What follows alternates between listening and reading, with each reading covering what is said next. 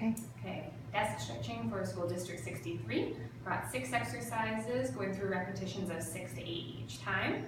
Starting with neck rotation and side bending. So seated position, ribs are tucked down, chin is tucked in, shoulders are slightly pulled back.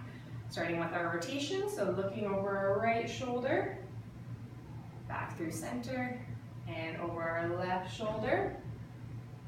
As we go through our repetitions, we're looking for a little bit more range each time, but being careful not to force any of the movement.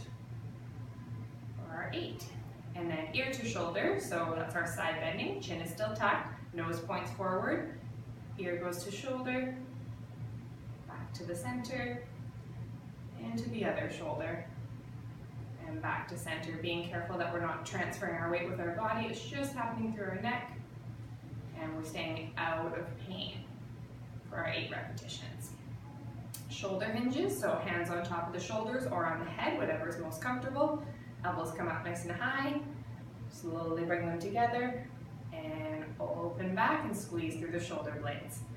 A little pull forwards, a little stretch back. Again, not forcing the movement, no pain for our 6 to 8 repetitions.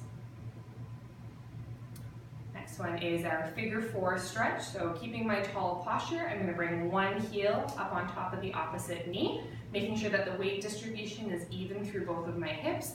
My posture is still tall, and I should get a little bit of a stretch on the outside of my hip, but no pain in my knee and no pain in my ankle. I'm also making sure that it's my ankle that's supported, not having my knee and having my ankle pulled to the side.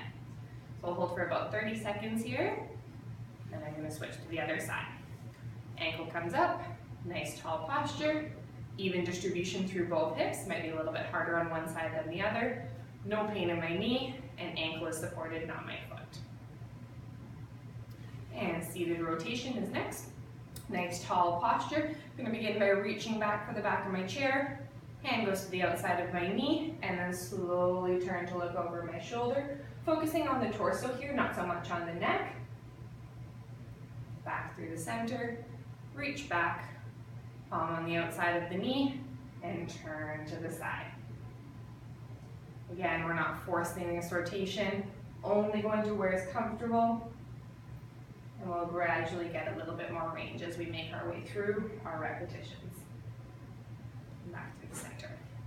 Seated hamstring stretch, sitting right on the edge of your chair, stabilizing with your left foot, right foot comes out, that knee stays soft, toe point straight up to the ceiling, nice tall posture, and then at the hips like I'm taking a bow, I'm going to hinge forwards, and this keeping my posture tall will help give me a stretch in the back of that thigh. So I'm thinking of stretching my heel away and my torso up and my hips back. And to the other side. Left heel goes out, torso's tall, knees soft, and hinging forwards. And speeding this up, you want to be holding this for about 30 seconds.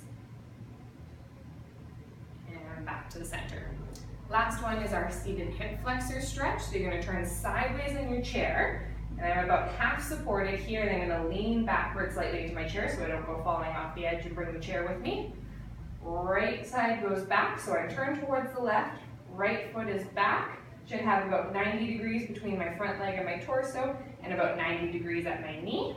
Then I'm going to think about tucking my pelvis under, like if I were a dog, I'd be tucking my tail between my legs.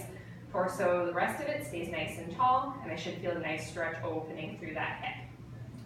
Holding for about 30 seconds here, and I'm supporting myself by holding the back of the chair and ever so slightly leaning back. And switching to the other side, spin around. Right leg is supported, left leg comes back. Nice tall posture. Tucking the pelvis under. I've got my 90 degrees and my 90 degrees, and looking straight ahead as I hold for 30 seconds. And coming back to the center.